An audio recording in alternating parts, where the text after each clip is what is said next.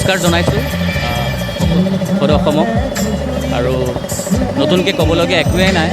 আজি উজনি অসমৰ অৱস্থা একেবাৰে বানাক্ৰান্তত ছাৰখাৰ হৈ গৈছে গোটেই।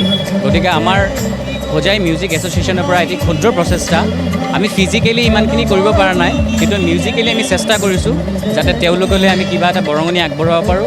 লগতে আমাৰ হোজাইৰ ৰাইজ আছে, আমাৰ জ্যেষ্ঠ ছিনিয়ৰ দাদাসকল আছে আৰু হোজাইৰ বিশিষ্ট ব্যৱসায়ী লোকসকল আছে। গতিকে আমাৰ ক্ষুদ্ৰ প্ৰচেষ্টা আৰু আপোনালোকৰ সহায় সহযোগিতা আগবঢ়াওক। অসমবাসী ৰাইজৰ কৰ্তব্য আচলতে এইটো সময়ছোৱাত যাতে আমি অকণমান হ'লেও যদি সহায় সহযোগিতা আগবঢ়াব পাৰোঁ, আৰু এটা সৰু দান বৰঙণিয়েও এটা পৰিয়ালৰ জীৱন বচাব পাৰে।